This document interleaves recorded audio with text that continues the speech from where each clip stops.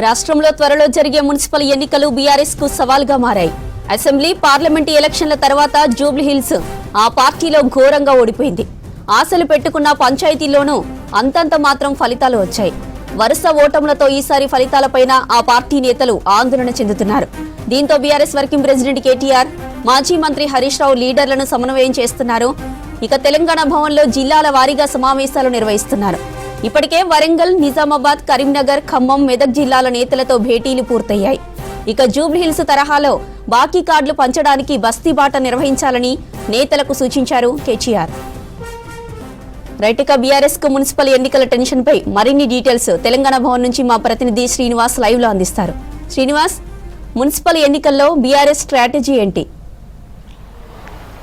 జ్యోతి, municipal ఎన్నికలకు BRS సిద్ధమవుతుంది. Same టైంలో కొంత టెన్షన్ కూడా ఉంది. ఎందుకంటే అధికారంలో ఉన్నప్పుడు ఆల్మోస్ట్ అన్ని స్థానాలను, కార్పొరేషన్లను, మున్సిపాలిటీలను, తర్వాత జెడ్పీ చైర్మన్లను కైవసం చేసుకున్నటువంటి బీఆర్ఎస్ ఇప్పుడు అధికారం కోల్పోయిన తర్వాత కొంత కష్టాల్లో ఉంది. ఎందుకంటే 2023లో అధికారం కోల్పోవడం, ఆ తర్వాత కొన్ని రోజులకే 10 మంది ఎమ్మెల్యేలు కాంగ్రెస్ పార్టీలోకి వెళ్ళారు.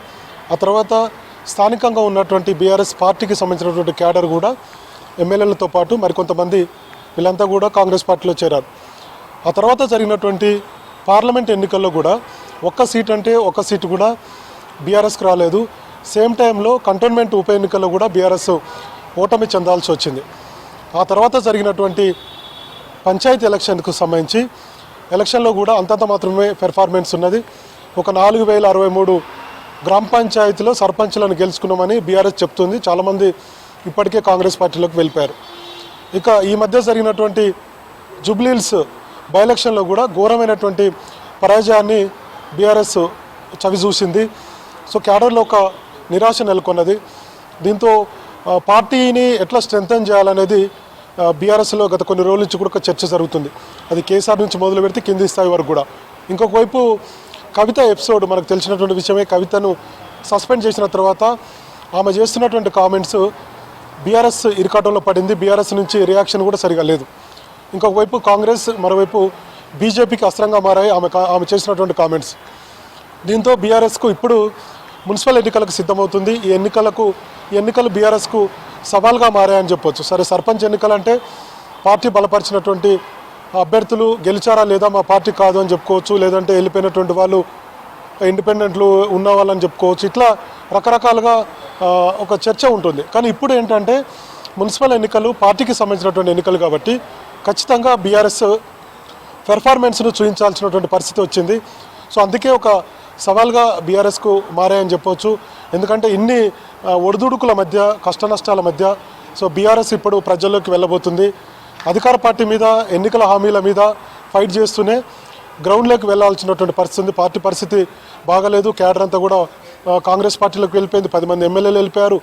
ఇంకొక వైపు పార్లమెంట్ ఎన్నికల్లో ఎప్పుడు చూడని ఘోర పరాజయాన్ని చూడాల్సినటువంటి పరిస్థితి వచ్చింది.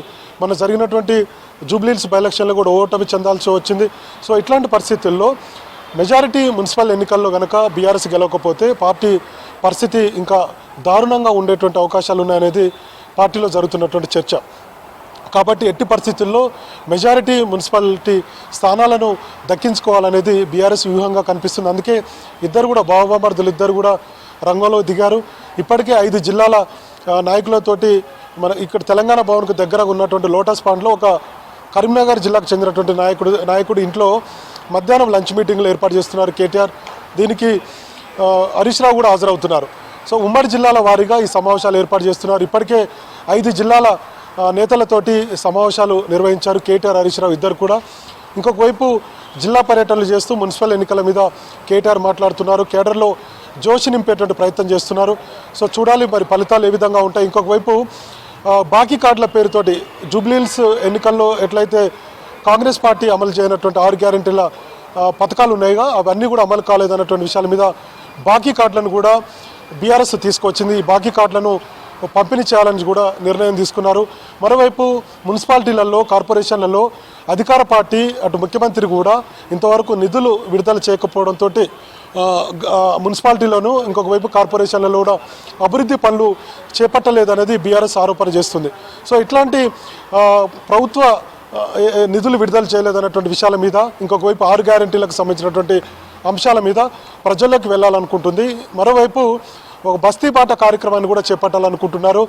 మున్సిపాలిటీలలో ఉన్నటువంటి సమస్యల మీద అవన్నీ కూడా ప్రభుత్వం దృష్టికి తీసుకువెళ్ళడం, ప్రజలను మమేకం చేసుకొని క్యాడర్ని కూడా మమేకం చేసుకొని ప్రభుత్వం మీద ఒత్తిడి పెంచేటువంటి ప్రయత్నాలు బీఆర్ఎస్ చేస్తుంది. సో ఈ బస్తీబాట కార్యక్రమం ఒకటి, ఇంకొక వైపు మున్సిపాలిటీలకు ఒక సీనియర్ నాయకుడిని ఇన్ఛార్జిగా నియమించుకోవడం, మరోవైపు ఈ మున్సిపాలిటీలో ఉన్నటువంటి ఆశాభావులు ఎవరైతే పోటీ చేయాలనుకుంటున్నారో డివిజన్లలో, సో వాళ్ళందరితో కూడా ఒక సమావేశాలు ఏర్పాటు చేసి గెలిచే వారికే టికెట్ ఇవ్వాలి అనేది ఈ మధ్యన కేటీఆర్ మాట్లాడుతున్నారు. కాబట్టి ఈ అన్ని అంశాలను దృష్టిలో పెట్టుకొని బీఆర్ఎస్ కేడర్లో కొంత జోష్ నింపేటువంటి ప్రయత్నాలు చేస్తున్నారు. గెలిచే వారికి టికెట్లు ఇవ్వాలి.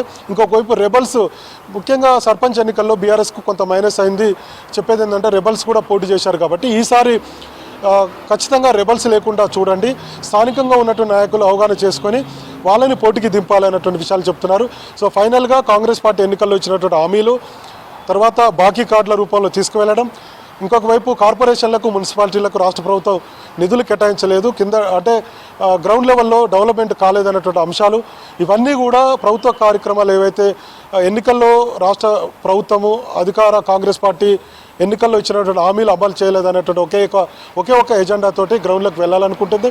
అయితే బీఆర్ఎస్కు మైనస్లు ఏంటంటే బీఆర్ఎస్లో ఉన్నటువంటి నాయకులు పూర్తి స్థాయిలో గ్రౌండ్లోకి వెళ్ళకపోవడం, కేటీఆర్ హరీష్ రావే స్వయంగా రంగంలోకి దిగడం, మరోవైపు కేసీఆర్ కూడా బయటికి రాకపోవడం, ఆయన ఫామ్ హౌస్కే పరిమితం కావడం, ఇట్లాంటి కొంత మైనస్గా బీఆర్ఎస్కు ఉన్నాయి. ఇంకొక వైపు కవిత చేస్తున్నటువంటి కామెంట్స్, అవినీతి ఆరోపణలు కానీ ఇవన్నీ కూడా బీఆర్ఎస్కు కొంత ఇబ్బందులు గురి చేస్తున్నాయి. సో 2023 నుంచి ఇప్పటి వరకు అంటే 2 ఏళ్ల పాటు అధికారం కోల్పోయిన తర్వాత బీఆర్ఎస్లో ఉన్నటువంటి క్యాడర్ అంతా కూడా కాంగ్రెస్ పార్టీలోకి వెళ్ళడంతో సో కొంతగా ఒక గ్రౌండ్లో క్యాడర్లో ఒక జోష్ నింపేటువంటి ఒక పరిస్థితి అయితే లేదు. కాబట్టి అధికార పార్టీని తట్టుకోవాలంటే ఖచ్చితంగా హరీష్ రావు, కేటీఆర్ రంగంలో దిగాల్సినటువంటి పరిస్థితి ఉంది. అందుకే వరుసగా ఉమ్మడి జిల్లాల నాయకులతోటి సమావేశాలు అయితే వ్యూహాలు రూపొందించుకు వాళ్లకు దిశానిర్దేశం కేటీఆర్ చేస్తున్నారు. మరి చూడాలి 2023 నుంచి ఇప్పటి వరకు అంటే 2 ఏళ్ల పాటు 2.5 ఏళ్ల పాటు బీఆర్ఎస్ అయితే కష్టాల్లో ఉంది. మరి ఇప్పుడు ఈ మున్సిపల్ ఎన్నికలు ఒక సవాల్గా మారే, అందుకే ఒక టెన్షన్ అయితే ఉంది. క్యాడర్ని అంతా కూడా వెనక్కి తీసుకొచ్చి అంటే ఇతర పార్టీలకు వెళ్ళిన వాళ్ళందరినీ కూడా మళ్ళీ గర్వాపస్ పేరుతోటి తీసుకురావాలనేటువంటి ఒక వ్యూహంతో ముందుకు వెళ్తుంది. మరి చూడాలి ప్రజలు ఏ మేరకు బీఆర్ఎస్కు మద్దతు ఇస్తారనేది మనకు ఈ మున్సిపల్ ఎన్నికల్లో తెలిసేటువంటి అవకాశం ఉంది. జ్యోతి.